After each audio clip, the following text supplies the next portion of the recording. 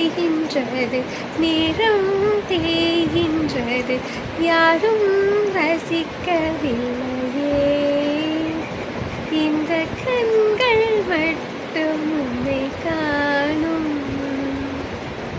தின்றல் போகின்றது, சோலை சிரிக்கின்றது, யாரும் சோதிக்கவில்லையே.